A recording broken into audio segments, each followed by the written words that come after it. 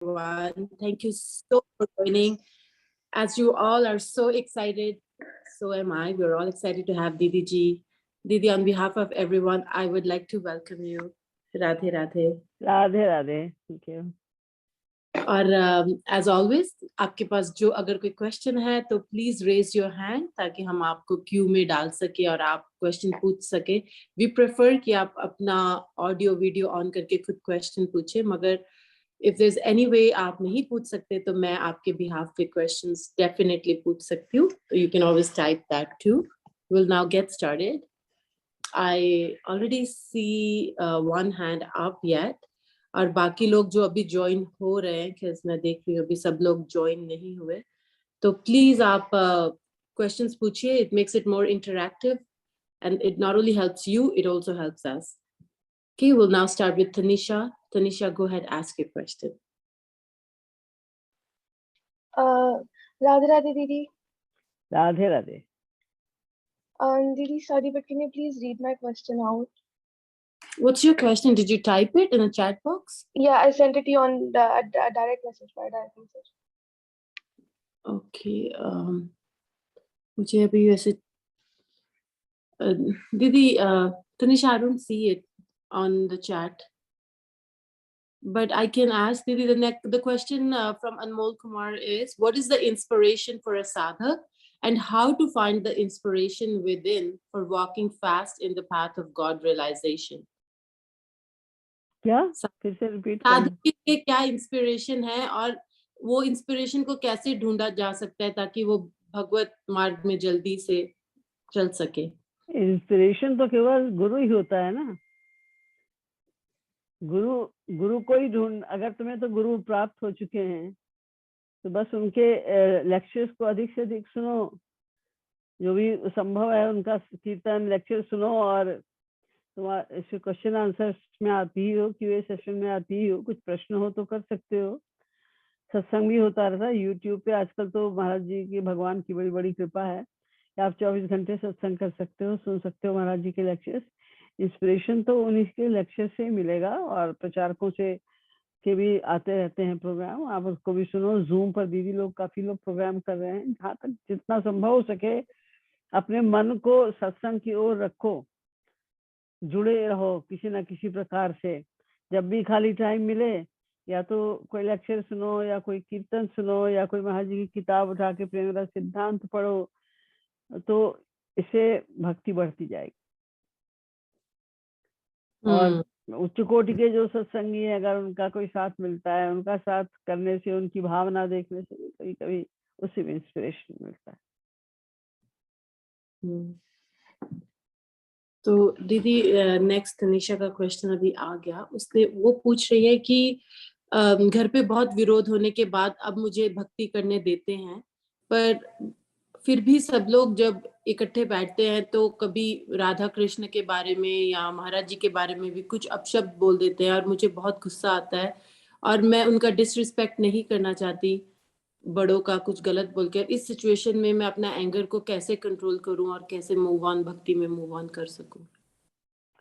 कुछ नहीं कर सकते तुम. अगर वो कुछ गलत बोलते हैं, उनको कहना चाहिए आप लोग नामापराध कर रहे हो, गलती तो आप कर रहे हो और मैं सुन रही हूँ तो मेरा भी नामापराध हो रहा है, उठ के चल दो वहां से. जैसे ही वो कुछ गलत बोलना शुरू करें, बिल्कुल केयर नहीं करनी है, तुरंत उठ के चल जाओ बिना कुछ कहे. और कोई उसका कोई वो नहीं है, सोल्यूशन नहीं. घर में है वो लोग, अब 24 घंटे घर में है, तो वो गलत गलत बोलते हैं. हमेशा तो नहीं बोलते, कभी कभी बोलते हैं ना. तो जैसे ही वो बोलना शुरू करें, उठ के चले जाओ वहां. So Tanisha, I hope you got the answer to the question. And next is Nandeshwar. Nandeshwar bhaiya, go ahead, ask your question. दीदी जी राधे राधे. राधे राधे भैया. क्वेश्चन है दीदी जी कि जैसे महाराज जी का और कृष्ण जी का, जो राधा कृष्ण जी का जो हम लोग मेडिटेशन रूप ध्यान करते हैं, तो सुबह शाम तो अच्छा से हो ही जाता है, बहुत अच्छा से. और लेकिन बाय प्रोफेशन मेरा जो जॉब जो है ना, वो सॉफ्टवेयर इंजीनियरिंग का जॉब है. और जब मैं काम में जाता हूँ तो काम में तो जैसे एक बार काम में लग गया तो मेरा दिमाग उसी में 3-4 घंटे जैसे उसी में लग जाता है। थोड़ा ये इस प्रश्न का उत्तर मैं कई बार यहीं पर ही दे चुकी हूँ। आपको बताया है कि वो प्रैक्टिस जो है कि पूरे टाइम हमको स्मरण करना है, वो एक दिन में नहीं पड़ जाएगी। आपको रोज प्रयास करना है कि जितनी देर मैं बैठूं महाराज जी का या गुरु हरि गुरु का स्मरण करूं, ये आपको रात में सोते समय रोज रिजॉल्व करना है, अपना दृढ़ निश्चय करना है। और घर जाके रोज ये देखो कि हमने सोचा था कि 8 घंटे की हमारी जॉब है या जितने भी घंटे की आपकी है कि हम उतनी देर भगवान का स्मरण करेंगे, महाराज जी का स्मरण करेंगे, लेकिन हमने तो कुल 1 बार किया या 2 बार किया, कल नहीं ऐसा होगा। तो दूसरे दिन आप ज्यादा प्रयास कीजिए, सावधान रहिए कि जब भी आपको टाइम मिल जाए, 1 मिनट 2 मिनट जो भी टाइम मिल जाए बीच में, तो आप फिर एक में ध्यान कर लीजिए, महाराज जी हैं यहाँ पर, गुरु हैं हमारे।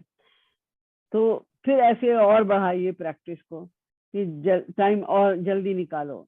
तो 8 घंटे में 8 बार होने लग जाएगा, फिर 16 बार होने लग जाएगा, फिर हर 15 मिनट बाद, हर 5 मिनट बाद फिर वो आदत पड़ जाएगी।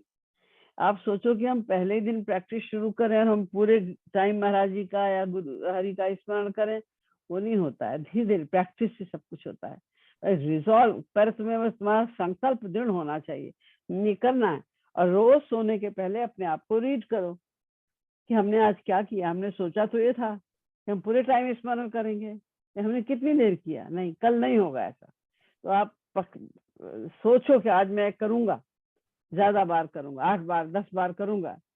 तो 2-4 बार भी हो गया तो फिर अगले दिन 2-4 बार और प्रैक्टिस करने से 8-10 बार होने लग जाएगा, फिर 10-15 बार होने लग जाएगा, धीरे धीरे प्रैक्टिस हो जाएगी। ठीक है दीदी जी, राधे। थैंक यू भैया। कैलाश भैया, लास्ट टाइम आपका रह गया था क्वेश्चन, अभी आप आ गए तो मैं आपको पहले लिस्ट में ले लूंगी। गो हेड, आस्क योर क्वेश्चन। भैया अनम्यूट कीजिए, आप बोल रहे हैं पर आप म्यूटेड हैं। राधे राधे दीदी जी। राधे राधे। दीदी जी मुझे आंसर मिल गया जो पूछना चाहता था। है? जो पूछना चाहता था उसका आंसर मुझे वीडियो में मिल गया, महाराज जी के वीडियो में। अच्छा ठीक है भैया, आपका रेज्ड हैंड था तो मुझे लगा आप पूछना चाहते हैं। मुझे ठीक है, वेरी नाइस। दीदी नेक्स्ट क्वेश्चन है, वो टाइप मैसेज है। इन्होंने बोला है कि इनको महाराज जी तो बोलते हैं कि हमेशा सच बोलना चाहिए, पर अभी कोई कोर्ट केस है, उनका कोई कोर्ट केस चल रहा है जिसकी वजह से उनको झूठ बोलना पड़ेगा। तो बोल रहे हैं कि फिर उस टाइम पे क्या करें। अब प्रोफेशन है आपका, जॉब है, तो आपको करना पड़ेगा, करो भगवान को हृदय में रखकर। ये आप जब आप जाते हो कोर्ट में तो अपने आप पहले से ही ये सोच के जाओ कि हम वही बोले, महाराज जी से प्रार्थना करके जाओ कि हमसे आप वही बुलवाइए जो हमारे हित में है। तो वो तुम्हारे हिसाब से हो, झूठ हो, सही हो, कुछ भी हो, ये उनको बोलना शुरू करो तो भी उनके विषय में सोचो, और एक बार सोचो उनके विषय में कि आप हमसे वही बुलवाइए जो हमारे लिए उचित है। फिर जो वो बोले आप विश्वास रखो कि वही उचित है, उन्होंने ही बुलवाया है। तो आपको तो झूठ और सच का फिर कुछ, अब अर्जुन ने तो मर्डर कर डाले इतने सारे भगवान के कहने पर, तो उन्हें तो भगवान ने उनकी फाइल ही नहीं बनाई। लोगों ने कहा उन्होंने तो इतने मर्डर कर डाले, आप कहते हैं उनकी फाइल ही नहीं बनी। बोले उसने तो मेरे ऊपर वो तो मेरा कर्म था, मेरे ऊपर छोड़ के किया उसने, वो मेरा कर्म था, इसलिए उसका कर्म था ही नहीं, तो उसकी फाइल कहाँ से बनेगी। हनुमान जी ने कितने वहां पर जाकर लंका में कितने ब्राह्मण का सबका वध किया, कुछ नहीं, क्योंकि उनके हृदय राखी कौशल पुत्र राजा। भगवान को हृदय में रखकर फिर काम करो तो गलत होगा ही नहीं कुछ भी। तुम सच बोलोगे या झूठ बोलोगे तुम्हारे फेवर में होगा। Thank you, Devi. We don't have a lot of raised hands, a lot of typed questions. Please, if you can, I would really encourage कि आप सब लोग रेज हैंड इमोजी कीजिए और क्वेश्चन पूछिए. Next is Ashutosh Sharma. Go ahead, ask your question.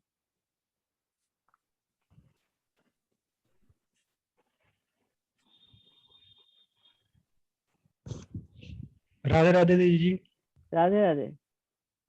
दीदी जी, मेरे को एक दिन ना स्वप्न आया था कि जैसे महाराज जी मतलब वो नागा साधु होते हैं, जैसे अघोरी बाबा होते हैं, इस तरह के उसमें दीदी मतलब एक भव्य सा, जैसे मतलब जैसे जो संकीर्तन होते हैं महाराज जी के, वो तो दीदी वो पद और संकीर्तन तो बहुत मतलब शांत भाव के से होते हैं. पर दीदी मेरे को एक बार अजीब से सपने आए थे, तो दीदी मैं मतलब जैसे मतलब काफी परेशान सा हुआ था इस चीज से. देखिए, मतलब स्वप्न के विषय में महाराज जी ने बहुत अच्छी प्रकार से समझाया हुआ है कि स्वप्न का कोई अर्थ नहीं है, उसका कोई मूल्य नहीं है. तो यानी हाँ जी. कहाँ के विचार हमारे अनकॉन्शियस माइंड में रहते हैं. कुछ पूर्व जन्मों के, तमाम जन्मों के संस्कार भी होते हैं, तो उसके अनुसार हमें स्वप्न आते रहते हैं. इसलिए जो भी स्वप्न आए इस तरह के, तो इग्नोर करो कि वो तो स्वप्न ही है. पता नहीं क्यों मेरा माइंड वहां पर चला गया, क्यों हमने श्री महाराज जी को इस रूप में देखा, और तुरंत अपना ध्यान उसी रूप में ले जाओ जिसमें तुम हमेशा देखते हो, जिसे तुम पसंद करते हो, जिससे तुम्हारा भाव बनता है. उसको इग्नोर करो कि क्या बेवकूफी है, ये क्यों मुझे ऐसा दिखाई दिया, ये तो बिल्कुल गलत है, ऐसा मन में सोचो, इग्नोर करो. ठीक है. Radhe Radhe. Radhe Radhe. Thank you, Bhaiya. I really love when you ask your own questions and I don't have to worry. The next one is Shubham. Go ahead, Shubham. Go ahead, ask your question. Radhe Radhe दीदी. राधे राधे. दीदी जैसे महाराज जी बताते हैं कि क्या बोलते हैं, मतलब हमारी जितनी आवश्यकता है उतना ही धन रखें, बाकी को दान कर दें. लेकिन जैसे अभी जब तक हम 20-30 साल तक काम करते हैं तब तक तो ये कर सकते हैं, लेकिन क्या हमें फ्यूचर के बारे में सोच के थोड़ा बचाना भी चाहिए कि अगर जब काम करना बंद कर देंगे तो उस टाइम के लिए भी कुछ रहे हमारे पास? नहीं, काम कर सकते हो, और हर समय तो तुम स्मरण करते नहीं, कीर्तन करते नहीं हो, तो बाकी टाइम में काम भी करो. और जैसा कि बताया है श्री महाराज जी ने कि हमारे शास्त्रवेद कहते हैं, यावत भ्रियेत जठरम तावत सत्वम ही देहि नाम अधिकम यो भी मन्येत सस्ते नो दंडमर्हति. कि जितनी तुम्हारी आवश्यकता है, इतना आवश्यक है तुम्हारे रहने और खाने के लिए, बस उतना ही धन तुम्हें रखना चाहिए. शेष जो भी बचे वो सब दान करो. तो अगर तुम हर समय, तुम क्योंकि साधना नहीं कर सकते हो, इसलिए कर्म को भी, जो तुम काम करने जाते हो, जॉब करते हो, उसको भी साधना समझ के जाओ कि हम ये धन कमा रहे हैं सेवा के लिए, क्योंकि हमको इससे ज्यादा धन की आवश्यकता नहीं है, लेकिन हम कमा रहे हैं क्योंकि हम हर समय हम साधना नहीं कर सकते, तो हम कर्म ये कर रहे हैं और उन्हीं के निमित्त कर रहे हैं, तो वो भी साधना हो गई. तो जो भी धन आप इकट्ठा करते हो, जो भी अधिक धन है, उसको आप दान करो. आवश्यकता से अधिक, अपनी आवश्यकताओं को बढ़ाना नहीं, हमें तो वासना को बढ़ाना हो जाता है, जितने से हमारा काम चल जाए. आप खाना खाएंगे तो कितना खाओगे, आप 2 रोटी खाओगे, उसमें तो आपका ज्यादा पैसा नहीं खर्च होता. आपको रहने के लिए एक मकान चाहिए, वो आप रह रहे हो उसमें, रह ठीक है. जितना आवश्यक खर्चा, जिसके बिना आपका काम नहीं चाहिए, वो तो आप खर्च करो ही करोगे, करना ही पड़ेगा. आप शेष जो भी बचता है उसे दान करते जाओ. और ये नहीं सोचो कि हम भविष्य में क्या होगा. अरे भविष्य कब तक है हमारा, हमें क्या पता, क्या पता हम कल ही मर जाएं. तो हम क्या किस भविष्य की बात सोच रहे हैं. और अगर हम भक्ति कर रहे हैं तो हमारे तो भविष्य श्री महाराज जी, हमारे भविष्य तो श्री कृष्ण है. हम उन पे डिपेंड करें ना. रक्षिष्यति थी विश्वासा, ये शरणागति का एक अंग है कि उन पर विश्वास रखो कि वो हैं हमारे साथ में, तो हमारा कोई कुछ नहीं बिगाड़ सकता. जाको राखे साइया मार सके ना कोई, बाल न बाता कर सके जो जग बैरी हो. कितनी भी विकट परिस्थितियां आ जाएं, कष्ट नहीं होगा आपको, आपको कोई प्रॉब्लम नहीं आएगी. विश्वास रखिए इतना. और जो भी बचता है, जो भी आपकी बचत है, वो दान करते जाइए.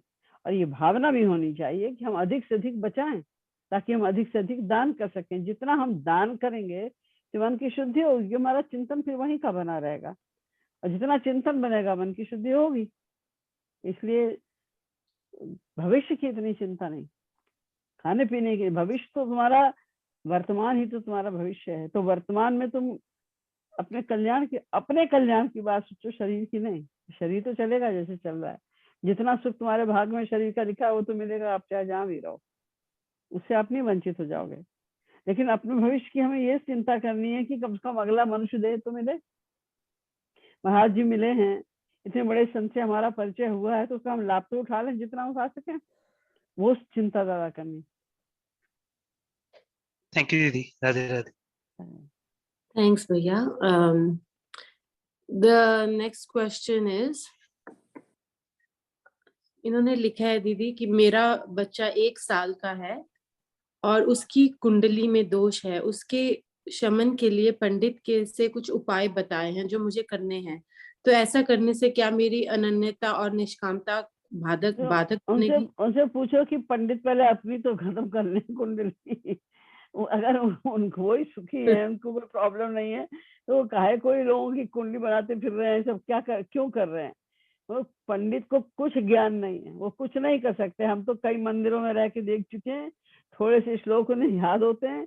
आप कारण कुछ भी हो, आप जिस चीज की भी पूजा कराने जाओ वो वही श्लोक पढ़ देंगे, उन्हें पता ही नहीं खुद ही कि श्लोक का भी अर्थ क्या होता है। इसलिए पंडितों के चक्कर में मत पड़ो, राधे राधे बोलो। जितना ही भक्ति करोगे, राधे राधे बोलोगे, अपने आप आपकी सब विपत्तियां समाप्त होती जाएंगी। और बच्चा तो जो बनेगा आगे चल के अपने प्रारब्ध के अनुसार, प्लस आपके दिए हुए संस्कार के अनुसार। अभी से आप बच्चे को राधे राधे सुनाएंगे, उसके सामने बैठ के कीर्तन करेंगे, तो वो भी कुछ सीखेगा, उसके अपने आप संस्कार अच्छे हो जाएंगे। ये पंडित के चक्कर में खाली पैसा ऐसा खर्च करना हो तुम्हें, तो कर दो, करेंगे कुछ नहीं, उनके करने से कुछ नहीं होगा। बस राधे राधे बोलो। Okay, and next is Ria. Ria, go ahead, ask your question. Ria Gyani. Radhe Radhe. जब भी हम महाराज जी की, like when we feel that he's with us, is it okay, when we think of Maharaj Ji with us, like if he's sitting with me in the car, should I only think of doing seva to him, or can I think of him as like my friend and we're just like listening to songs and, you know, like. The main thing is you have to think about him. This is the main thing. Somehow, you know, either you are thinking about seva, you are thinking about his pastimes, you are thinking about his talks, or you are listening to the lecture carefully and what Maharaj Ji is saying and what you have to follow, what you are not following. These things, you know, somehow your mind should be attached to him. That's it. Whatever you like, whenever you do. And seva is very, very important. And in this era, monetary seva is also very, very important, because most of the people, I would say 99.9% people are very much attached to money, because money is the main thing in these days. We can buy everything only by money. That's why money is very important. Everybody is so much attached to money. That's why if you are giving money, you know, whatever you save, you have to keep in your mind that I have to earn more to give more. Honestly, not if you are earning more than you are increasing your luxury, you're getting better car, you are getting better house, and you are living in a more luxurious way. This is wrong. This is a kind of deceiving God also. You know, I have to earn more money only to give, only for dan. But main thing is chintan. You have to get your mind attached all the time to Hari and Guru. That's it. This is the main thing.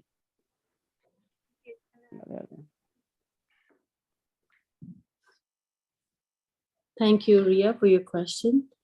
What a beautiful question. And next is Virendra Yadu. Go ahead, Priya, ask your question. Radhe Radhe दीदी। राधे राधे भैया। दीदी, वो दान के संबंध में question था कि जैसे मेरे मिसेस हाउस वाइफ है और उसके निमित्त हम दान कर रहे हैं, तो क्या उसको फल मिलेगा दीदी? आप उसको दान कर रहे हैं? नहीं, उसके निमित्त अगर महाराज जी या दीदी, कहीं दान कर रहे हैं उनकी तो वाइफ फल- हाउस वाइफ है, तो ये उनके बिहाफ पे अगर डोनेट कर देते हैं तो क्या उनको लाभ मिलेगा उसका? उनको क्योंकि वो नहीं मिलेगा, आपको लाभ मिलेगा। जो दान करता है लाभ उसको मिलता है, इसकी भावना होती है, लाभ उसको मिलता है। आपने जी उनके बिहाफ पे किया या किसी के बिहाफ पे किया, अगर उनकी भी भावना है, इतनी कर नहीं पा रही हैं और आपने उनको हेल्प की तो उनको भी लाभ मिलेगा। लेकिन अरे वो तो उनको कोई मतलब नहीं है, आपने दान कर दिया तो भी वो खुश है, नहीं कर दिया तो भी खुश है वो, और भावना आपकी ज्यादा है तो फल आपको मिलेगा। जिसकी जितनी भावना होगी, भावना के अनुसार ही उसको फल मिलेगा। जी जी। एक क्वेश्चन और है दीदी। जैसे भगवान कृष्ण 5,500 पहले अवतार लिए थे, कि पहले स्वयं अवतार लिए थे, बोले स्वयं भगवान कृष्ण थे बोले, उसके बाद 11.5 साल बाद उसके अंश आए थे, क्या ये सही है? मैं सत्संगी से सुना हूँ दीदी, महाराज जी के प्रवचन में ऐसे कुछ नहीं सुना, कोई सत्संगी मेरे को बताए हैं। आप क्या पूछ रहे हैं मुझे समझ में नहीं आ रहा है, लेकिन हाँ इतना मैं बता सकती हूँ कि 5,000 वर्ष पूर्व स्वयं श्री कृष्ण आए थे, और हर द्वापर में, उसके पहले उसके बाद हर द्वापर में श्री कृष्ण का अवतार होता है, वो युगा अवतार है। वो स्वयं श्री कृष्ण का अवतार नहीं है, वो युगा अवतार है। तो जो स्वयं श्री कृष्ण आते हैं तो केवल वो प्रेम ही बांटने के लिए आते हैं, और जो बाकी अवतार होते हैं तो वो भी वैसे ही होते हैं। देखने में ऐसा नहीं कि वो छोटे और बड़े का हिसाब कुछ है, तो वहां भी भगवान के जितने भी अवतार हैं वो सभी में अनंत आनंद है। और जब अवतार लेकर भगवान आते हैं तो सब लीलाएं करते हैं, जन्म से लेकर और किशोरावस्था तक की लीलाएं तो करते ही हैं, प्रेम तो बढ़ता ही है उनसे। लेकिन जो रस जब स्वयं श्री कृष्ण अवतार लेकर आते हैं तो वो महाभाव पर्यंत का जो रस मिलता है वो और अवतारों में नहीं मिल पाता। जी धन्यवाद दीदी, राधे राधे। ठीक है, राधे राधे। नहीं, वही पूछना था, वही क्लियर करना था दीदी। मतलब 5,500 जो भगवान कृष्ण जो आए थे स्वयं अवतार लेके, उसके बाद ऐसे सुना कि 11.5 साल तक रहे, वो 11.5 साल तक, उसके बाद जब लीला करना हो, मतलब धर्म की रक्षा करने के लिए, तो उसके अंश अवतार आए, ऐसे सुना था मैं। उनके अवतार तो होते ही रहते हैं, रहे उनके अंशावतार, लीला अवतार, वैभव अवतार, बहुत तरह के अवतार हमेशा ही होते रहते हैं। जी, भगवान के असंख्य अवतार हैं, उनकी हर चीज अनंत है ना, अवतार भी अनंत है उनके। जी जी।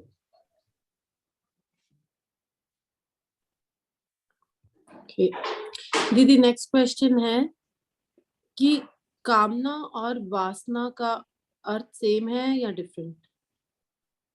कामना और वासना, वासना माने भी वही है जो हमारी इंद्रियों की जो प्राप्त करने की जो एक लोभ होता है, महत्वाकांक्षाएं होती हैं, उसी को वासना कहते हैं।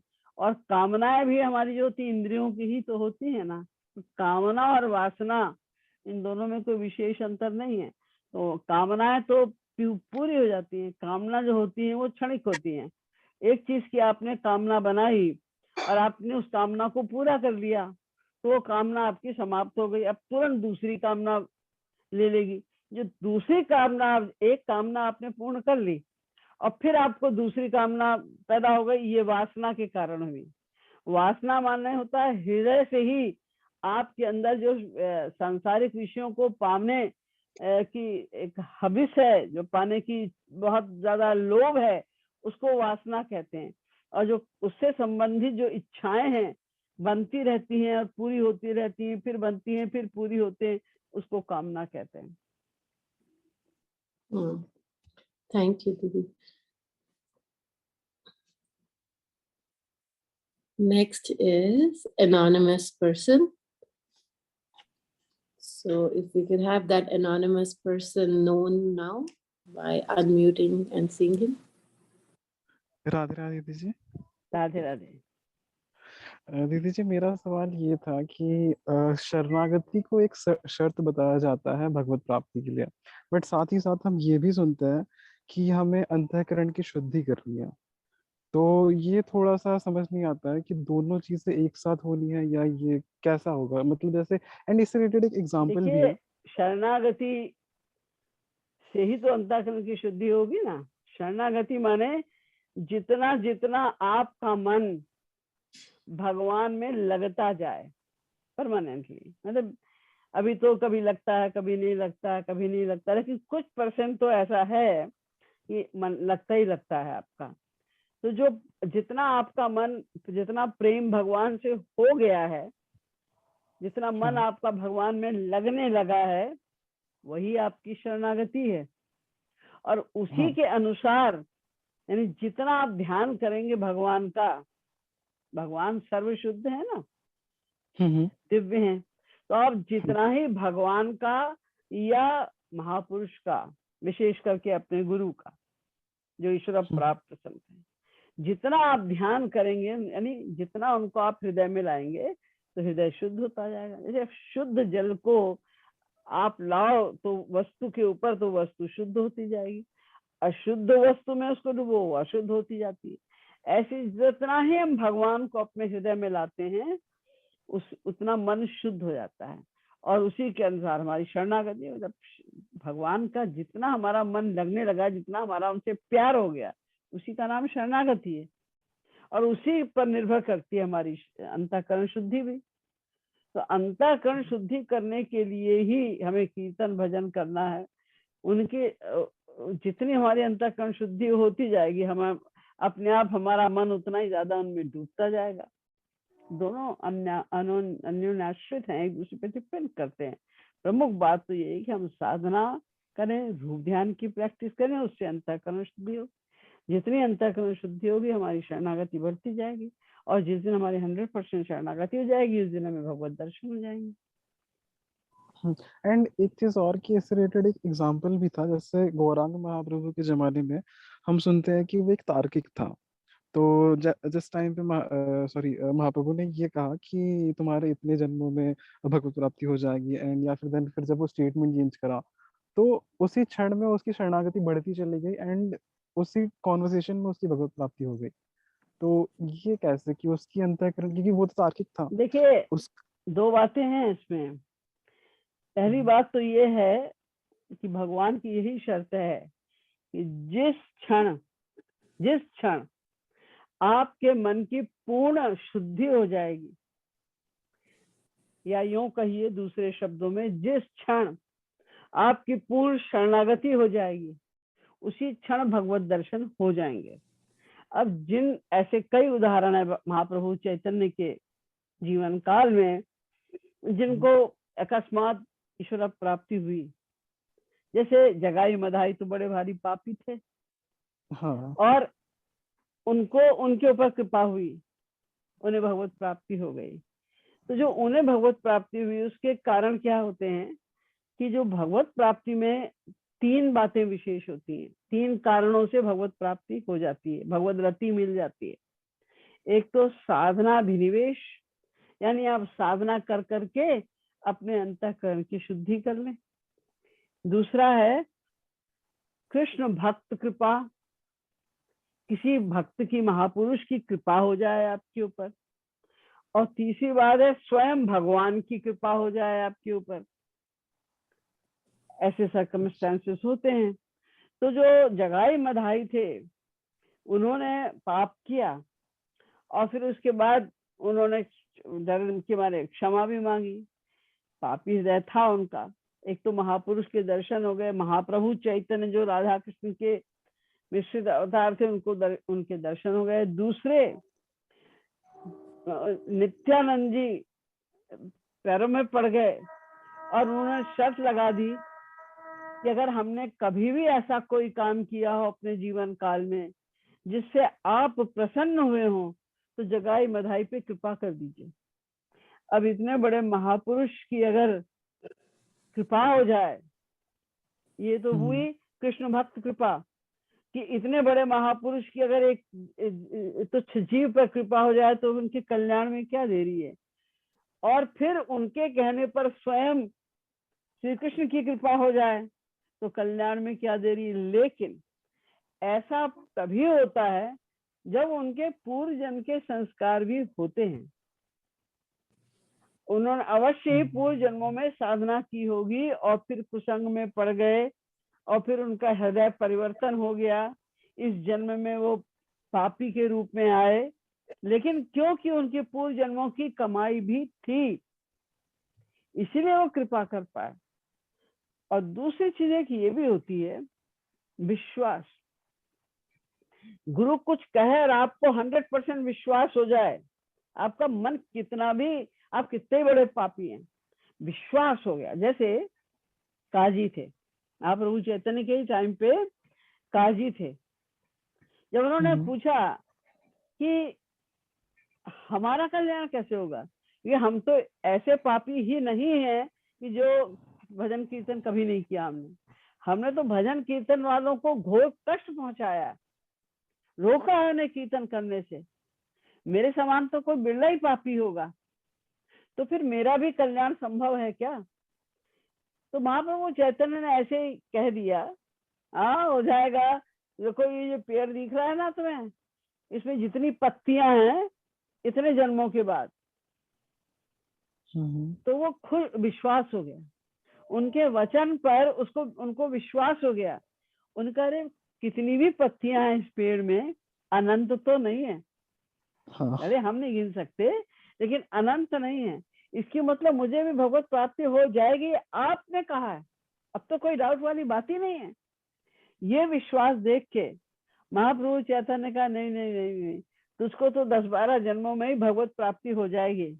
अब तो और खुश हो गया, आंसू बहने लगे, गदगद हो गया वो। तो भगवान ने कहा नहीं नहीं नहीं नहीं, तुझको तो 2-3 जन्म में ही भगवत प्राप्ति हो जाएगी। अब तो वो खुशी से नाचने लगा, बेहाल हो गया। तो उन्होंने कहा इधर आ, अरे छोड़ो ये कौन इतना टाइम लगाए, बुलाया उसको, अपने हृदय से लगाया और उसी समय उसको दे दिया, भगवत प्राप्ति हो गई उसकी। विश्वास, गुरु पर विश्वास जिस क्षण हो जाए उनके वचनों पर कि ये जो कह रहे हैं इसमें जरा भी इतना सा भी डाउट हो ही नहीं सकता, जो कुछ ये कह रहे हैं वही करने से हमारा कल्याण होगा। अगर गुरु कह दे कि देखो ये आग का बड़ा सा ये गड्ढा है, जल रही है, प्रज्वलित हो रही आग, और वो कह दे कूद जाओ इसमें, जरा भी ना बुद्धि लगाए कि अरे आग में कूद जाएंगे तो हम तो मर ही जाएंगे, तो भगवत प्राप्ति क्या करेंगे। अगर ये सोचा तो हम गए। विश्वास करो कि वो हमारे हितैषी हैं, वो जो कह रहे हैं वो हमारे कल्याण के लिए ही कह रहे हैं, उसका अक्षरशः पालन करना। तो कई रीजन होते हैं, जब किसी जीव का अकस्मात कल्याण कोई महापुरुष करता है उसके अनेक कारण होते हैं, जिनका संबंध पूर्व जन्मों से भी होता है। एंड एक और छोटा सा प्रश्न था, मेरा प्रश्न नहीं बट एक मीनिंग समझना था मैंने। वो एक महाराज जी का भजन है, कुछ सॉरी मुझे लाइन याद नहीं आ रहा है, बट ऐसा था कि सॉरी मुझे लाइन में कंप्लीटली भूल गया, सॉरी। तो मैं नेक्स्ट वीक पूछ लूंगा। वो कुछ लाइन था एंड में ऐसा था कि तै नह लेते दहला प्यारी, ऐसा कुछ था वो। हाँ हाँ ते नहले पे दहला प्यारे, नहले पे दहला, वो राधा कृष्ण को नहले पे दहला बोला है ना नहले दीदी। पे दहला माने हाँ। एक से एक बढ़कर। अच्छा अच्छा, ठीक है, थैंक यू दीदी। Thank you. एनोनिमस भैया ही बोलूंगी बिकॉज आपका नाम नहीं पता है। नेक्स्ट इज और कैलाश भैया, I think I see you raise hand and then drop the emoji, तो अगर आपको क्वेश्चन पूछना है दोबारा से रेज हैंड कर सकते हैं। I put you in the list. Next is RK. Gautam, go ahead, ask your question. Radhe Radhe दीदी। हाँ भैया, राधे राधे। दीदी मेरा ये प्रश्न है कि मेरा जो मतलब मन है वो श्री महाराज जी का लीला सुनने में, पढ़ने में और उनका वीडियो के माध्यम से लीला देखने में बहुत मन लगता है। तो इस संदर्भ में कुछ दिन पहले आपके द्वारा लिखा हुआ पुस्तक कृपालु सुधा रस हमको मिला था, तो उसको हमने पूरा पढ़ा दीदी, बहुत अच्छा हमको लगा। तो हम सोचते हैं कि हमको महाराज जी का मन लगने के लिए और ऐसा मतलब महाराज जी के बारे में कहाँ से मटेरियल मिलेगा कि मतलब देखिए अपने जेकेपी में बहुत सारी पुस्तकें हैं। आपके पास शायद आप जेकेपी वेबसाइट पे जाइए, महाराज जी संबंधी कई किताबें आपको उसमें मिलेंगी। तो आप जी वो किताबें मेरे पास हैं दीदी। वो तत्व ज्ञान का मतलब महाराज जी का जो लेक्चर दिया हुआ है और महाराज जी जो देखिए तत्व ज्ञान दिए हैं उसके पीछे। महाराज जी अपने बारे में अपने आप तो लिखेंगे नहीं, कुछ कहेंगे नहीं, तो हम ही लोग कहते हैं। जी दीदी, तो हम यही जानना चाह रहे थे कि आपके सुधारस द्वारा के अलावा भविष्य में फिर ऐसा लिखा जाएगा क्या? या कृपालु सुधारस के अलावा कई स्पीचेस हैं हमारी यूट्यूब पे महाराज जी के बारे में, आप उनको सुनिए। जी हमने और अगर आपको अच्छा लगता है तो आप बार बार वही सुनिए, बार बार वही पढ़िए। जितनी बार आप पढ़ेंगे आपको अच्छा लगेगा। थैंक यू दीदी, Radhe Radhe. Thanks, Bhaiya, for the wonderful questions, because it also helps us when you ask. And next is दीदी इन्होंने पूछा है, बिंदु जी ने, कि क्या आत्महत्या भी प्रारब्ध है? आत्महत्या प्रारब्ध नहीं है, ये तो व्यक्ति की अनधिकार चेष्टा है। यद्यपि मृत्यु का समय निश्चित है, वो तो होती उसकी मृत्यु किसी भी बहाने से होती, लेकिन जब हम स्वयं प्रयास करके अपनी मृत्यु करते हैं तो वो पाप है। आत्महत्या सबसे बड़ा पाप है। ये भगवान के नियमों को तोड़ना है, इसको सबसे बड़ा अपराध कहा गया है। Okay, thank you, Didi. And next is Adarsh Pandey. Go ahead, ask your question. भैया आप अनम्यूट करना पड़ेगा, अभी आपका सुन नहीं रहा है। I think you're muted still. Okay okay दीदी, राधे राधे दीदी। राधे भैया। ये सेवा से बड़ी साधना, इसको एक्सप्लेन कर दीजिए दीदी थोड़ा। सेवा से बड़ी साधना एक्सप्लेन कर दीजिए थोड़ा दीदी। सेवा सबसे बड़ी साधना है, क्योंकि सेवा जो है ये 3 प्रकार की होती है। अच्छा। तन की सेवा, मन की सेवा और धन की सेवा। अच्छा। जो आप चिंतन करते हैं भगवान का, मन ही मन जो आप स्मरण करते हैं और मन ही मन उनकी सेवा करते हैं। जी जी। सेवा 3 प्रकार से होती है ना। तो जो मन से आप उनके लिए भोजन बना रहे हैं, या आप अपने घर में उनके लिए सुंदर सी ऑल्टर सजा रहे हैं, भगवान के लिए अच्छे अच्छे वस्त्र बना रहे हैं, अच्छा अच्छा भोजन बना के खिला रहे हैं, ये सब जो सेवा है, चाहे आप शरीर से करिए चाहे मन से करिए, दोनों तरह से कर सकते हैं। तो जो मन से हम चिंतन करते हैं भगवान का और तरह तरह से उनकी सेवा आदि करते हैं, उसको मानसिक सेवा कहते हैं। हर समय हम मानसिक सेवा नहीं कर पाते, इसलिए कुछ शरीर से हम सेवा करते हैं। अपने घर में भी अगर हम, आप आश्रम में नहीं है, घर में भी हैं, तो भोग लगा, भगवान के लिए आप भोग लगा रहे हैं, या उनकी झांकी को अच्छे अच्छे ढंग से प्रतिदिन सजा रहे हैं, उनके लिए वस्त्रों को बना रहे हैं इत्यादि ढंग से। और अपने घर में भी आप सफाई कर रहे हैं, स्वच्छता कर रहे हैं, सजा रहे हैं, ये सोच के कि ये घर तो उन्हीं का है, जब मैं ही उनका हो गया तो मेरा घर तो रहा ही नहीं कुछ, अब तो सब कुछ उनका ही हो गया। तो ये सोच के अपने घर की भी सफाई कर रहे हैं, या सारे घर के लिए भी आप कुछ कर रहे हैं, कुकिंग वगैरह कर रहे हैं, तो वो सब भी तनुजा सेवा है, तन की सेवा है। और धन की सेवा कि जितना आप बचा सकें बचाएं, अपने जीवन को जितना सिंपल कर सकें उतना सिंपल करें, जितना बचा सकें उतना बचाएं, और जितना बचाएं वो सब दान करें। अधिक से कम खर्च करें, अधिक से अधिक बचाएं, और बचे हुए धन को केवल दान में ही प्रयोग में लाएं। ये धन की सेवा है। तो तीनों प्रकार की सेवा में चिंतन चलता है, जिसकी आप सेवा करेंगे। मान लीजिए आप कोई गिफ्ट लेने जा रहे हैं, आपके बेटे का जन्मदिन है, तो आप जी जितनी जी देर बाजार में घूमेंगे, गिफ्ट लेने जाएंगे, आपको बेटे का चिंतन होगा। अच्छा आपके घर में कोई मेहमान आ रहा है, आप खाना बना रहे हैं या घर को साफ कर रहे हैं, तो जितनी देर आप ये काम करेंगे उस मेहमान का चिंतन बनेगा। ऐसे ही जब आप ये धन की, तन की, मन की सेवा भगवान के लिए करेंगे तो भगवान का जी जी चिंतन होगा। गुरु की करेंगे, गुरु की से होगा। ये पॉसिबल है हर समय, लेकिन हर समय बैठ के आप, अभी वो स्थिति नहीं है कि आप कीर्तन कर सकें, बैठ के साधना जी कर जी सकें। घंटे 2 घंटे कर लेंगे आप, बाकी टाइम नहीं कर जी सकते। जी लेकिन जैसे जैसे ये सब करने से, सेवा करने से जैसे जैसे मन की शुद्धि होती जाएगी, वो साधना बढ़ती जाएगी, नहीं जीवन ही साधना में हो जाएगा। हर समय आप जो भी काम करेंगे भगवत चिंतन होगा। इसलिए महाराज जी ने कहा कि सबसे बड़ी चीज सेवा है। जी जी थैंक यू दीदी। राधे राधे दीदी। Radhe Radhe. Thank you, Bhaiya, for your question. Kailash Bhaiya, now you can ask whatever question that came into your mind. Radhe Radhe दीदी जी। हाँ भैया, Radhe Radhe.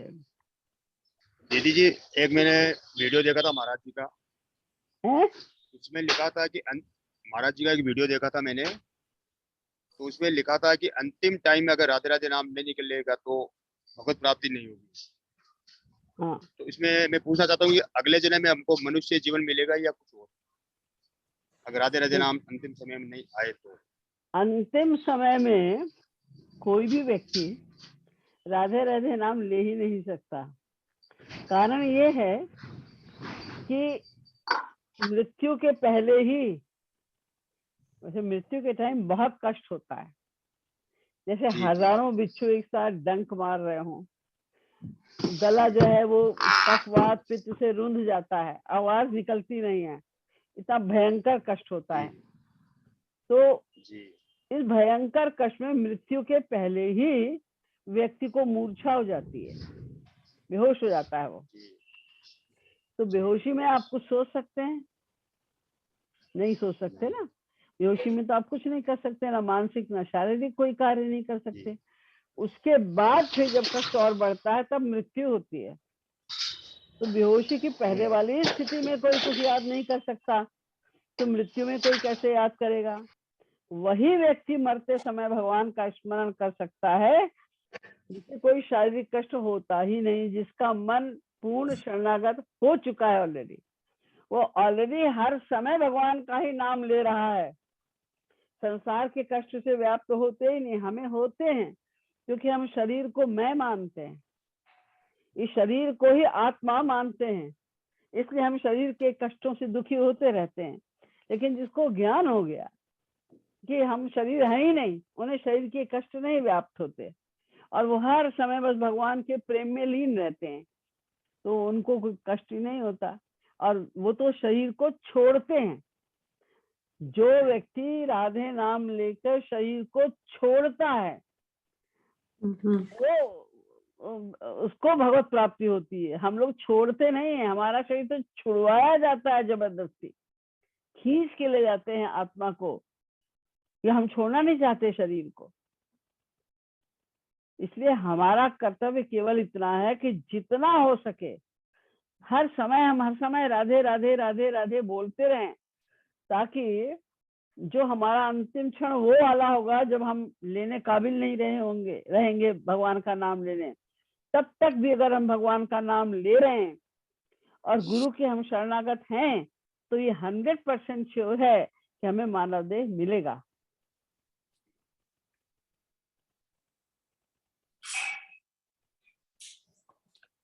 Okay, Deepak Bhaiya, Deepak Sharma, go ahead, ask your question. हाँ दीपक। राधे राधे दीदी। राधे राधे। वो भी बहुत सारे हाथ आ गए। दीदी जैसे संसार में हम हेलो। हाँ जी बोलो। बोलिए। हेलो। हाँ बोलिए, सुनाई दे रहा है। दीदी जैसे हम संसार में देखते हैं दीदी कि कोई सच्चा इंसान है जो भगवान का भक्त है या मतलब वो भक्ति कर रहा है, सच्चे मार्ग पे चल रहा है, और जो बुरा व्यक्ति है, तो उस बुरे व्यक्ति को तो सब कुछ अच्छा हो रहा है उसके साथ, और अच्छे व्यक्ति को दुख ज्यादा मिल रहे हैं, उसको कष्ट ज्यादा है। ऐसा क्यों होता है दीदी संसार? ये आपको लगता है कि वो बड़े मजे में है। जो जितना ही आप ये सोचिए, पहली बात तो कि जिसके पास जितनी ज्यादा सुख के साधन है, प्रॉपर्टी है, लग्जरी है, घर में सब प्रकार के सुख के साधन हैं, बेटा भी है, पोता पोती भी है, सब हैं, तो वो ज्यादा आसक्त होता जा रहा है भगवान में। ये उसकी अच्छाई है कि वो दिन पर दिन और संपत्ति में भी, यानी जड़ वस्तुओं में भी और चेतन वस्तुओं में भी दिन पर दिन आसक्त होता जा रहा है, अपना भविष्य बिगाड़ता जा रहा है, पाप की ओर अग्रसर होता जा रहा है। तो ये उसकी अच्छाई नहीं है।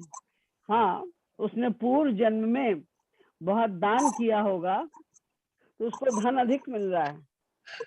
तो भोले लोग ये समझते हैं वो बड़ा सुखी है। सुखी उखी क्या है? बड़े बड़े घरों में जो अरबपतियों के घर हैं, अगर आप उनकी हिस्ट्री पढ़िए तो बाप ही बेटे के आगे बंदूक लेके खड़ा हो जाता है कि इतना पैसा दो। वो कहता मरने के बाद सब तुम्हारा है, मरने के बाद नहीं, अभी दे दो, हमें जितना है अभी दो, हमें इतना पैसा अभी चाहिए। घर में इतना कलह है उनके यहाँ, इतना रागत द्वेष उन लोग के यहाँ पैसे की वजह से, एक दूसरे को मार डालने की प्लानिंग करते हैं वो लोग। और वैसा ना भी हो तो भी आसक्ति तो उनकी पैसे में ही बढ़ रही है ना, भगवान से तो उनका प्रेम नहीं हो रहा है। और जो भगवत प्रेमी है उसकी तो भगवान जानबूझ के चाहते ही नहीं कि उसके पास धन आए, क्योंकि उसके पास भी धन आना शुरू हो जाएगा बहुत ज्यादा, तो उसका भी ध्यान भगवान से हटकर और संसार में आसक्त होने लग जाएगा। इसीलिए तो कुंती ने ये वरदान मांगा था कि विपदा संतु न शश्वत तत्र तत्र जगत गुरु भवतो दर्शनम यच्छाद पुनर्भव दर्शनम। हमें पग पग पर अभाव दो, मुसीबत दो, कठिनाइयां दो। क्यों? ताकि आपका कम से कम स्मरण तो बना रहे हर समय, और सब कुछ मिलेगा हमें पका पकाया बढ़िया आराम से, फिर हम पलंग मिल जाएगा हमको, लगे हम सो जाएंगे, लग्जरी में पड़ जाएंगे हम। वो नहीं चाहिए हमको। बुद्धिमान व्यक्ति संसार की लग्जरी नहीं चाहता। ऐसा सब समझते हैं, अरे वो तो बड़ा सुखी, इतना पाप करता है, धन कमाता है पाप कर करके, और बड़ा सुखी। सुखी क्या है? जो पाप से धन कमाता है उसको धुक धुकी लगी रहती है हर समय कि कब पुलिस पकड़ ले। मर्डर करके आता है और पैसे कमा लाता है लाखों, लेकिन डरता रहता है ये कब हमको पुलिस पकड़ लेगी। क्या सुख है उसको? मानसिक सुख तो है ही नहीं, दुखी है ऑल द टाइम। लेकिन वो जो सच्चाई से कम पैसे में काम चला रहा है, भगवान का नाम ले रहा है, तो एक तो उसकी आसक्ति नहीं बढ़ रही है संसार में, और दूसरे भगवान का ध्यान भी कर पा रहा है, तो वो ज्यादा सुखी है, वो ज्यादा, उसकी पोजीशन ज्यादा अच्छी है। ये गलत फहमी है आप लोग। राधे राधे। थैंक यू भैया। A little announcement, in 9 hours हम एक स्पेशल वीडियो रिलीज करेंगे जो कि अम्मा जी की आरती की व्याख्या होगी। तो इसलिए आप दीदी के YouTube चैनल को सब लोग सब्सक्राइब कीजिए, उसको वॉच कीजिए और अपने फ्रेंड्स फैमिली सबके साथ शेयर भी कीजिए। And for now we have a lot of hands up, but we'll quickly take Anjana from Agra. Go ahead, ask your question. Hello. हाँ राधे राधे। दीदी राधे राधे जी। हाँ राधे राधे। दीदी मेरा प्रश्न ये है कि जो ठाकुर जी है ना वृंदावन में बांके बिहारी, तो बहुत से जीव ऐसे हैं जो उनकी सेवा करते हैं स्पेशल, पर उनके गुरु नहीं है। तो क्या ये जीव को भगवत प्राप्ति संभव है दीदी? ये पात्र हैं क्या, या क्षत्रिय ब्रह्मनिष्ठ गुरु मिलने पर ही भगवत प्राप्ति? देखिए, बिहारी जी का मंदिर हो या कोई मंदिर हो, चाहे अपने घर का मंदिर हो, बिहारी जी का मंदिर हो, कोई सा मंदिर हो, अगर कोई भगवत भावना से सेवा कर रहा है, क्योंकि सेवा भी बहुत प्रकार की होती है ना। कुछ तो लोग शो ऑफ करने के लिए सेवा करते हैं, दिखाने के लिए सेवा करते हैं। कुछ लोग और भी तमाम बहुत तरह के कारण हो सकते हैं। कुछ लोग इसलिए सेवा कर, कुछ लोग ऐसे भी हैं जो इस भावना से सेवा कर रहे हैं कि हम साक्षात बिहारी जी की सेवा कर रहे हैं। तो जो लोग साक्षात बिहारी जी मानकर सेवा कर रहे हैं, उनके मन पे असर तो पड़ रहा है ना, भक्ति तो कर ही रहे हैं वो, लेकिन जैसे तुमको नॉलेज बहुत हो जाए, मानो तुम इंजीनियरिंग की तुमने सारी किताबें पढ़ डाली और रट डाली, लेकिन तुम इंजीनियर कैसे बनोगी जब तक परीक्षा नहीं दोगी? जी। जब तक तुम्हें कोई तुम्हारे नंबर देने वाला नहीं होगा, तब तक तुम इंजीनियर तो नहीं बन जाओगे ना। ठीक इसी प्रकार से वो सब कर रहा है, अच्छा कर्म कर रहा है, उसके संस्कार बन रहे हैं, भक्ति करने के संस्कार बन रहे हैं, लेकिन बिना गुरु के उसे पता क्या चलेगा कि हम कहाँ गड़बड़ी कर रहे हैं? कहीं तो गड़बड़ी हो रही, नहीं तो भगवत प्राप्ति हो जाती ना। हाँ जी, उसके माया के अवगुण है जो उनपे अंदर होंगे दीदी। वो भी तो कोई, उसको भी तो ठीक करने वाला कोई चाहिए ना। कहाँ वो गड़बड़ी कर रहा है और उसे अभी क्या करना बाकी है, क्या उसने कर लिया है और क्या करना बाकी है, ये सब बताने वाला। फिर जब मन साधना करते करते काफी शुद्ध हो जाता है, तब वो उस मन को दिव्य बनाना पड़ता है, तब प्रेम मिलेगा ना। तो वो दिव्य कौन बनाएगा? वो दिव्य शक्ति कौन देगा अगर गुरु नहीं है तो दिव्य शक्ति पाने के लिए तो गुरु की शरण में जाना होगा ना। जब वो दिव्य शक्ति देंगे तब मन दिव्य बनेगा, तब भगवत प्राप्ति होगी, तब प्रेम मिलेगा, भगवत प्रेम जी उनकी कृपा से मिलेगा।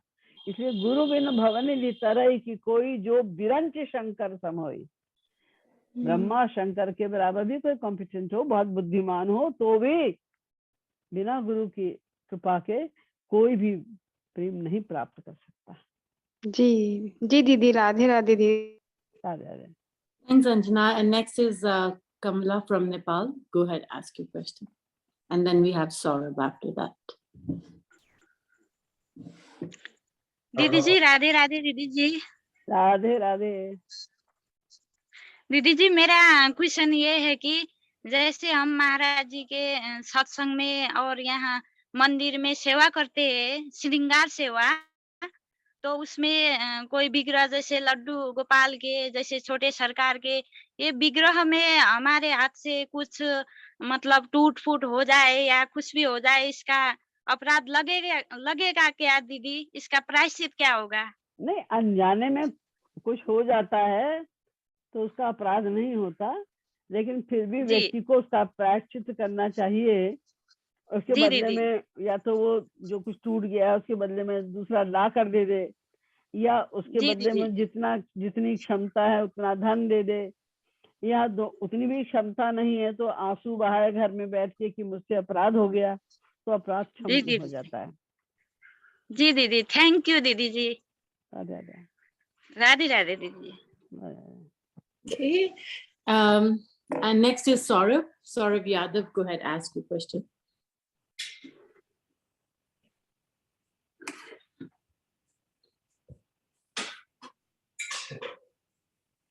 राधे राधे दीदी जी। राधे राधे भैया जी, मेरा प्रश्न यह है कि जिस प्रकार भगवान अपने नाम में सदैव बैठे रहते हैं, क्या उसी प्रकार से महापुरुष भी अपने नाम में सदैव बैठे रहते हैं? बिल्कुल बैठे रहते हैं, क्योंकि वो भी दिव्य पर्सनैलिटी हैं। तो आप जब भी उनका स्मरण करेंगे, क्योंकि गुरु का कोई नाम लेके तो चैंट करता नहीं है। आप तो गुरुदेव गुरुदेव ही बोलेंगे, उनको महाराज जी बोलेंगे, आप जो भी जिस तरह संबोधन करते हैं गुरु को आप तो वही बोलेंगे ना। तो स्मरण तो उनका हो ही गया ना, उनका स्मरण हो गया। नाम में नामी बैठा है, में भी यही बात है कि नाम में नामी तभी बैठा है ना जब आपको पता है किसका नाम ले रहे हैं। तो आप भगवान का नाम ले रहे हैं तो भगवान का स्मरण तो ऑटोमेटिक हो जाएगा। तो इसी तरह से गुरु का भी आप जो भी नाम आप लेते हैं उनका, उस नाम से आप उनका स्मरण करेंगे तो वो तो साक्षात में बैठे ही, तो वो भी सर्वांतर्यामी है ना। मेरे कहने का मतलब ये है कि जो हम लोग हैं, अगर हमारा कोई नाम ले रहा है, हमें तो पता नहीं कौन ले रहा है, हमारा नाम कहाँ ले रहा है, तो हम तो उसमें नहीं बैठ सकते। लेकिन भगवान और गुरु ये तो सर्वांतर्यामी हैं, तो आप जब भी उनका नाम लेते हैं वो आपके हृदय में आ जाते हैं। दीदी जी, दूसरा प्रश्न यह है कि जब महापुरुष लीला संवरण के बाद अपने लोक में चले जाते हैं, तो क्या वो भविष्य में होने वाले शरणागतों पर पूर्ण कृपा कर सकते हैं? शरणागत कोई भी होगा तो वो उस पर कृपा करेंगे, जरूर करेंगे। Radhe Radhe ji. Thank you. And next is Anusuya. Anusuya जी, आप पूछ सकते हैं। दीदी राधे राधे। राधे राधे दीदी राधे राधे। राधे दीदी राधे। बचपन, हाँ, और मेरा क्वेश्चन था कि बचपन वाला वो समाधि का मन कब और क्यों खो जाता है? दोबारा क्या जिंदगी में वो मिल सकता है क्या? बचपन वाला क्या खो जाता है? मन जो बचपन वाला अच्छा मन था वो खो जाता है। बचपन में आपको इतना ज्ञान नहीं होता, भोला मन होता है, अपने तक ही सीमित रहता है। पहले केवल अपने शरीर में, फिर अपने खेल खिलौनों में, फिर अपने माँ बाप से, फिर अपने भाई बहनों से, फिर उनके भी रिश्तेदारों से, फिर माँ के रिश्तेदारों से, बाप के रिश्तेदारों से, फिर भाई बहनों। ये एरिया बढ़ता चला जाता है हमारा अटैचमेंट का, तो मन वैसा ही कैसे रह सकता है।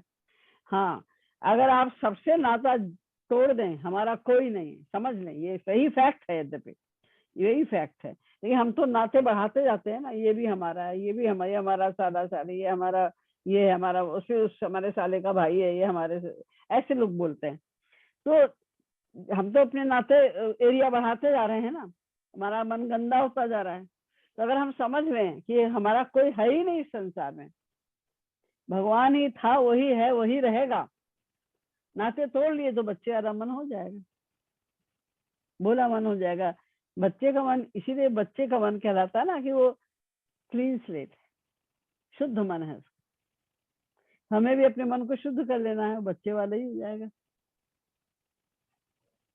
ठीक है दीदी, Radhe Radhe. Radhe Radhe. And next is Sanjay Kumar. Sanjay भैया, go ahead. राधे राधे। राधे राधे। ऐसा भी कहा जाता है कि संसार में दुख नहीं है, और ये भी बोला जाता है कि संसार दुखालय है। तो ये क्या है फिर? संसार में दुख नहीं, और संसार क्या है? दुखालय है, दुखों का सागर है। दो चीजें बोली जाती है कि संसार में दुख नहीं है, और कभी कहा जाता है कि संसार दुखों का घर है। तो इस फैक्ट तो देखिए भैया यही है कि संसार में ना सुख है ना दुख है, क्योंकि ये संसार जो है वो जड़ है। कोई भी जड़ वस्तु आपको सुख या दुख कैसे देगी? जैसे ये कुर्सी है, अब कुर्सी हमें सुख या दुख थोड़ी दे रही है, लेकिन अगर हम अपना बैठ के बड़े कंफर्टेबल हो रहे हैं इसमें, तो हम कहते हैं भाई सुख, ये कुर्सी बहुत बढ़िया है, बड़ा सुख मिला हमें इससे। लेकिन हम इससे अच्छे इसमें कुर्सी में बैठे थे, हमको लाके यहाँ बिठा दिया गया, ये कौन सी कुर्सी, ये तो अच्छी नहीं है, वो कुर्सी अच्छी थी, हमें दुख मिलने लगा। तो संसार में सुख या दुख नहीं, ये सब हमारे मन की बीमारी है। हम उसे अपना मान लेते हैं, उसमें सुख की आशा करने लग जाते हैं, तो हमें थोड़ी देर के लिए सुख मिल जाता है, और जब हमारा सुख उसी से कम होने लग जाता है और हम चाहते ज्यादा सुख है, तो हमें उसी से दुख मिलने लग जाता है। संसार में सुख दुख कुछ नहीं है, लेकिन ये जो कहा जाता है संसार तो दुख का सागर है, इसीलिए कहा जाता है कि हमने उसको दुख का सागर बनाया हुआ है।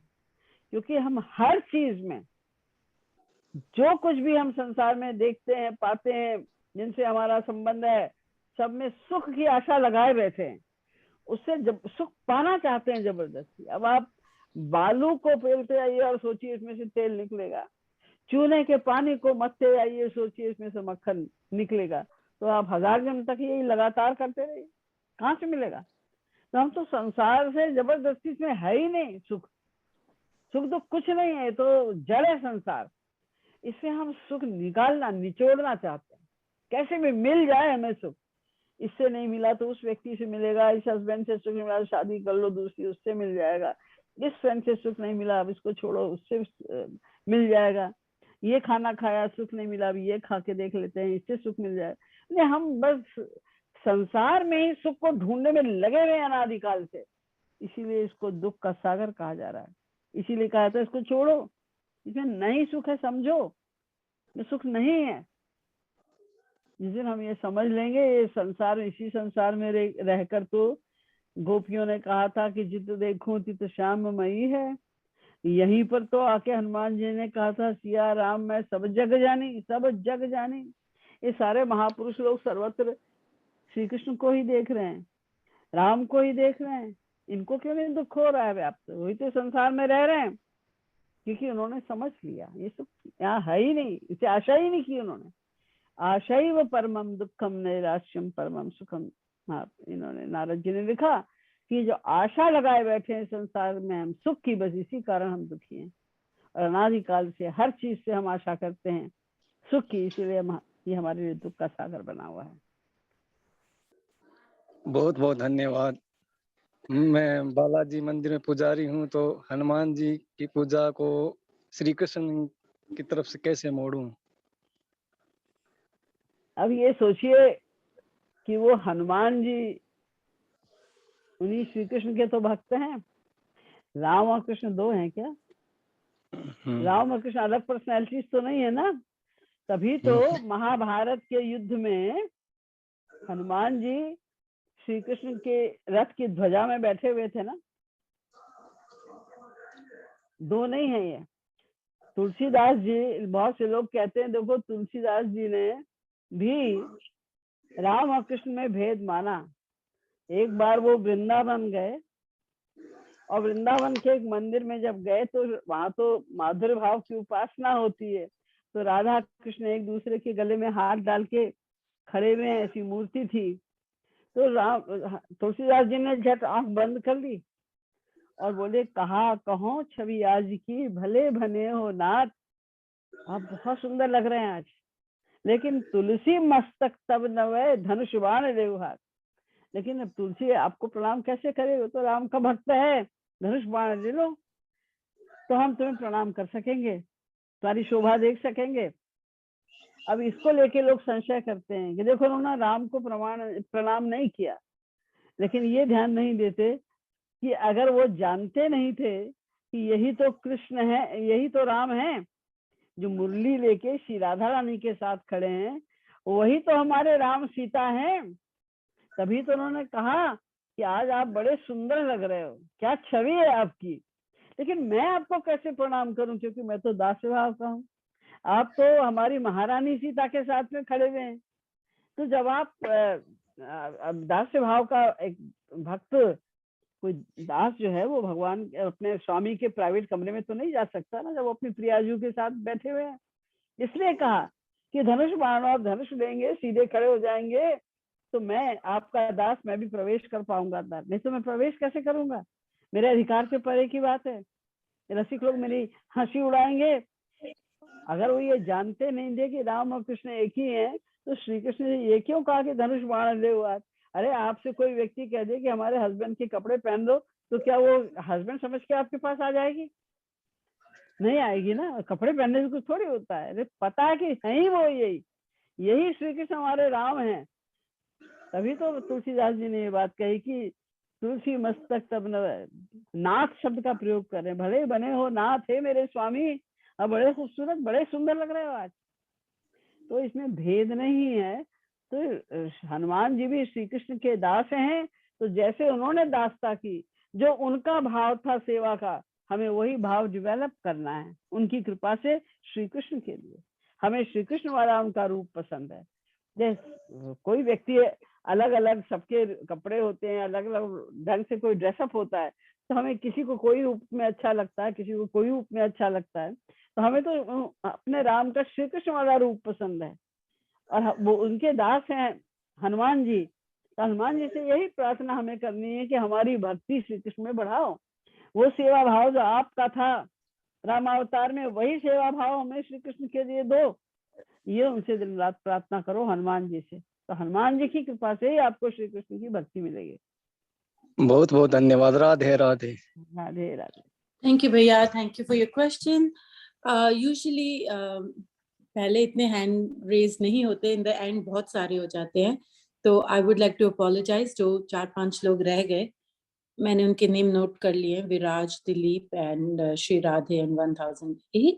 आप लोगों को मैं नेक्स्ट वीक सबसे पहले ही लिस्ट में डालूंगी, अगर आप पहले लॉग इन हो जाए तो we will start from you.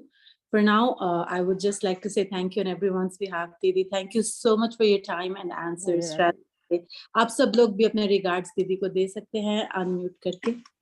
Radhe Radhe Radhe Radhe Radhe दीदी राधे राधे दीदी राधे राधे राधे दीदी दीदी राधे राधे राधे राधे दीदी राधे राधे राधे राधे राधे राधे राधे राधे दीदी राधे